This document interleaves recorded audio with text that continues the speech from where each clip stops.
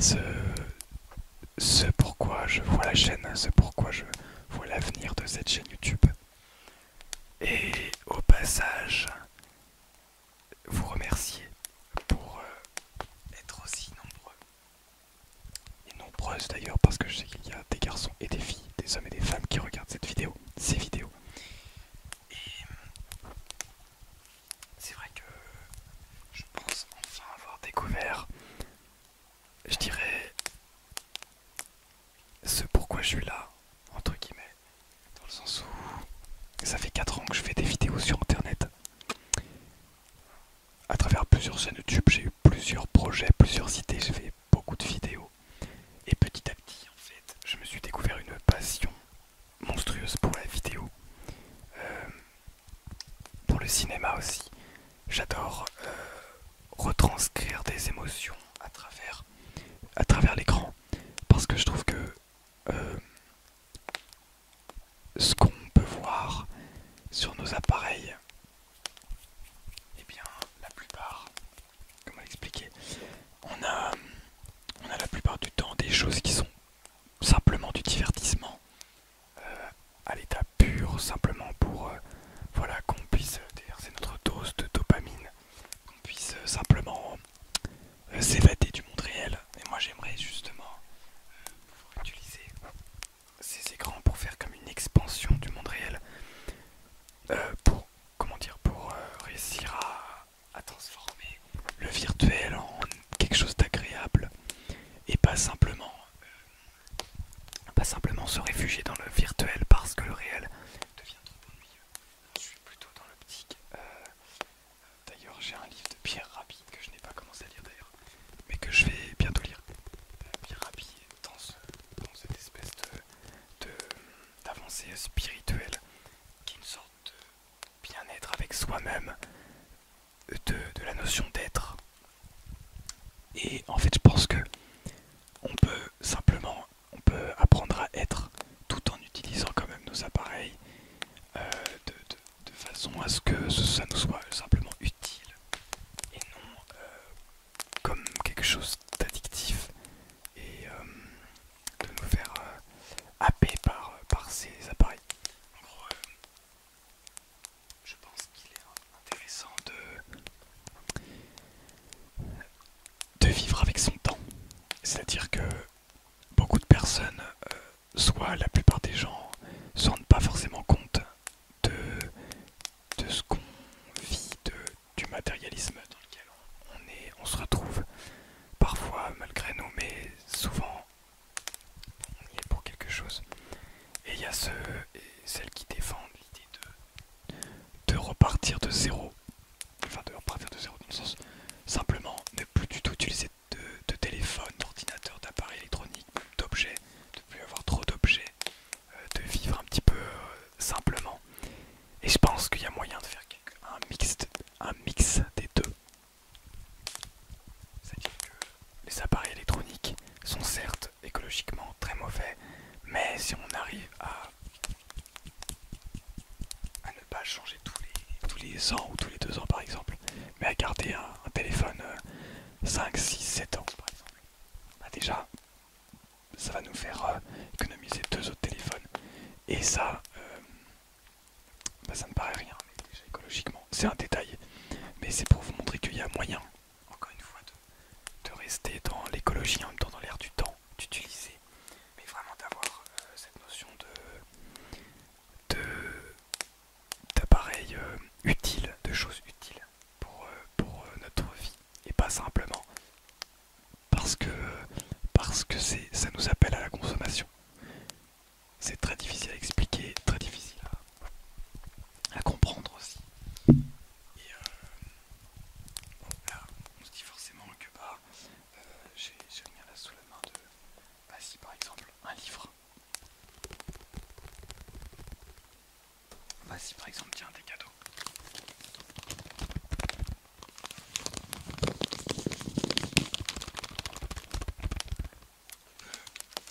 On se fait plein de cadeaux,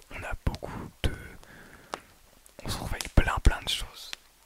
Dans nos maisons, on a beaucoup d'appareils, beaucoup d'objets, beaucoup de biens matériaux et on a l'impression conviction que c'est en ayant les derniers biens matériaux que c'est ça qui va nous permettre d'être bien, d'être heureux, d'être finalement bien dans notre peau, dans notre cœur, dans notre âme. Sauf qu'en réalité, il nous manque toujours quelque chose. On a toujours du mal, on ressent toujours une sorte de tristesse, de peur, il y a toujours quelque chose en arrière-plan qu'on n'arrive jamais vraiment à expliquer. Et je pense que, en fait, ça, c'est quelque chose qui est très difficile à obtenir, une sorte de paix intérieure, mais qui est libératrice de fou. Genre vraiment, on peut se retrouver à rayonner de joie parce qu'on est heureux d'être là. Et je le ressens encore. Il y a certains moments où on est triste, on a peur, et c'est tout à fait normal. Et il faut qu'il y ait ces moments. On ne peut pas les éviter. Mais ce qu'on va faire instinctivement, c'est les écarter et les mettre de côté. Je crois que j'en ai déjà parlé dans la vidéo Comment être heureux. Mais de chat.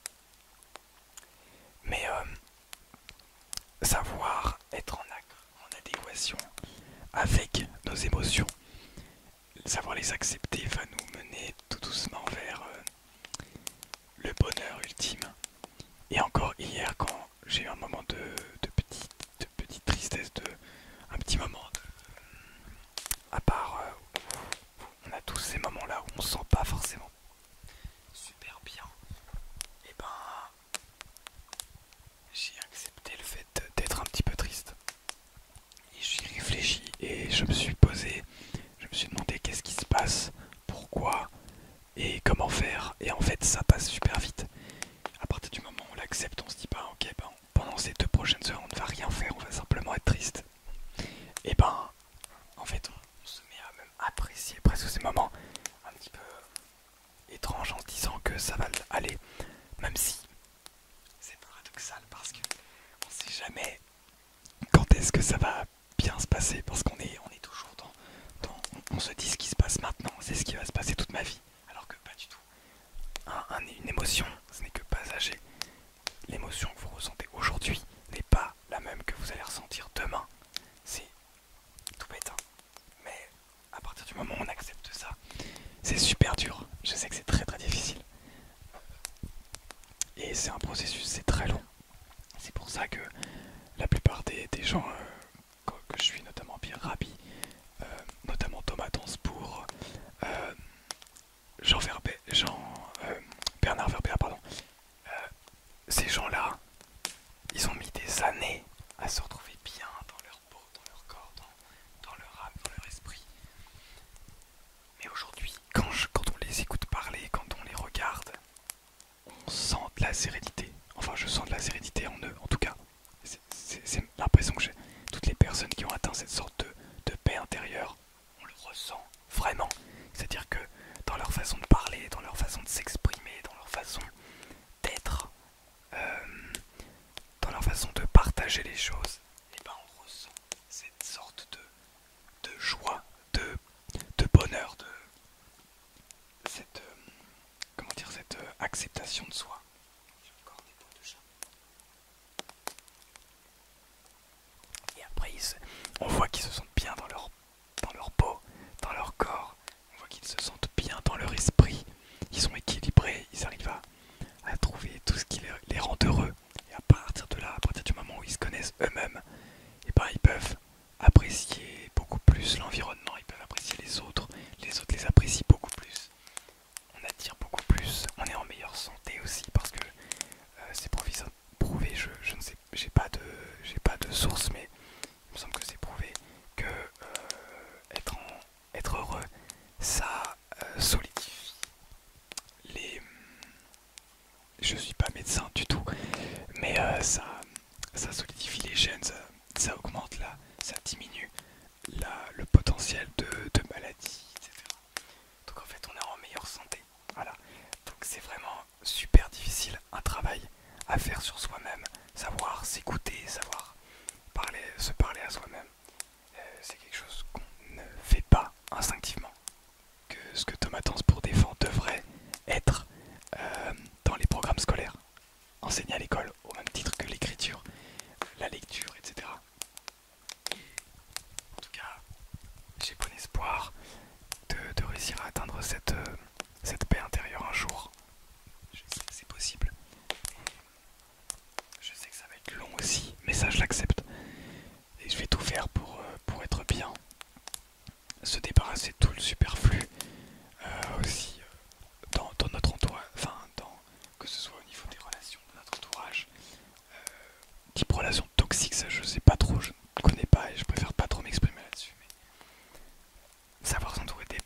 personne, d'être bien dans un environnement travail, de travailler, faire ce qu'on aime, de trouver sa passion, c'est super difficile à trouver.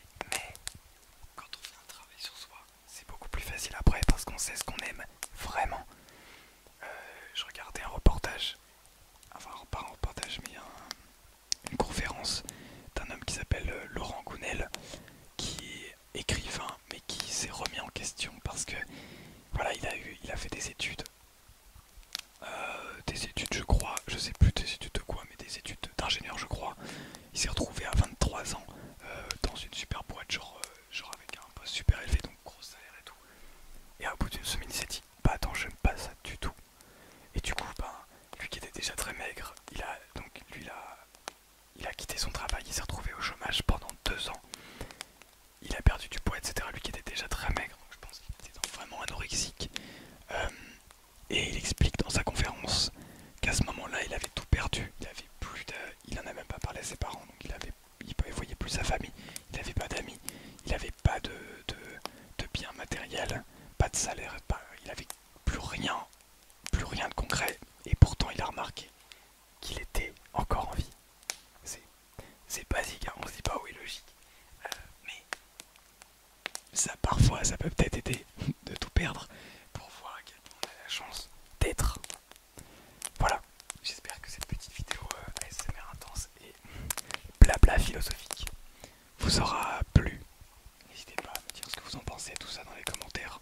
Peut-être qu'avec un peu plus de personnes sur la chaîne, je ferai des petits lives ASMR, philosophie. Ça m'intéresse pas mal de parler de ça avec vous aussi, de pouvoir échanger sur pas mal de sujets. Si ça vous intéresse, pareil, n'hésitez pas à me le dire. S'il y a d'autres sujets qui vous intéressent que j'évoque, ben peut-être je pourrais en parler tout autour de l'ASMR. Et en tout cas, je pense avoir trouvé ma voix qui est l'ASMR, même si les vues ne suivent pas pour le moment. Je reste persuadé que en persévérant, que quand on trouve vraiment ce qu'on aime, et ben ça finit par payer. Et qu'un jour, ben voilà, voilà, je sais que ça va le faire. Je me fais pas de soucis là-dessus. Et même plus encore,